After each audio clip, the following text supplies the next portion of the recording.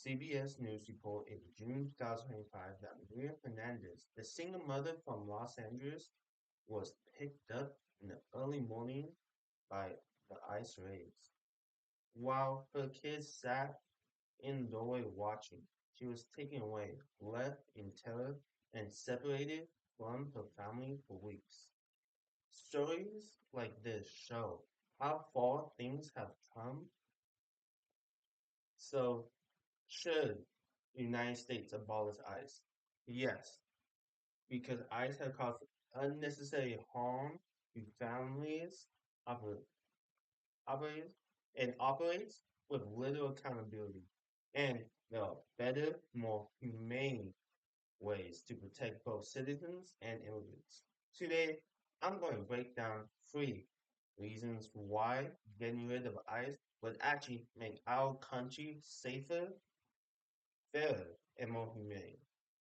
The first reason we should abolish ICE is because of the harm it causes to families across the country. According to CBS News in June 2025, mass ICE operations have led to thousands of family separations, often without due process or even a warrant. Parents are taken away from their kids in the middle of the night, leave behind trauma. Then CNN also reports in June 2025 that fear spreaded through California communities because ICE detained immigrants with no criminal record. That fear, that fear doesn't just affect those targeted; it keeps the whole neighborhood of families on edge. Families avoid hospitals, schools, workplaces because they're afraid of being the next one caught in a raid. When law enforcement makes people feel basic daily life, something's wrong. That's not protection, that's punishment of the innocent. The second reason is that ICE operate with almost no accountability. The Washington Post reported in March 2025 that Department of Homeland Security shut down several internal watchdogs offices, the same ones that used to investigate ICE misconduct. Without that oversight, agents can abuse their power with little to no consequences. Another Washington Post report from August 2025 described detainees sleeping on concrete floors with or no bedding or medical care. That kind of treatment doesn't line up with American values. When an agency meant to enforce laws starts breaking basic standards of human rights, it's clear that the system is broken. The third reason is that ICE that abolishing ICE doesn't mean ending immigration enforcement. It means replacing a broken system with a better one.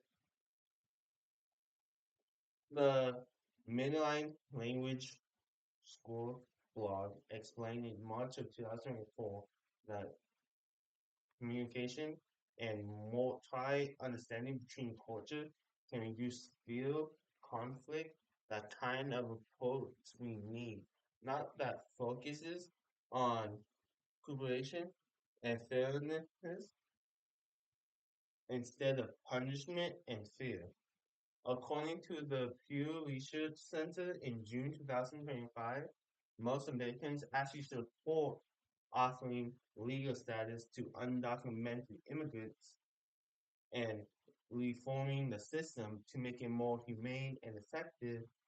People want a process that respects both safety and dignity, not one that destroys family and neighbor control. So today we looked at on how ICE actions have hurt families and why a lack of accountability keeps the harm going, and made and and how a new humane system to make things better. So, should the U.S. abolish ICE? Yes, because justice system shouldn't come at the cost of basic human rights, like Maria Hernandez and her children. Too many families have suffered because of the system of fear instead of fairness. Eliminating ICE isn't lawlessness; it's enforcing the law the right way, with compassion, respect, and humanity. Thank you for watching. My name is Jay Ghost. Have a nice day.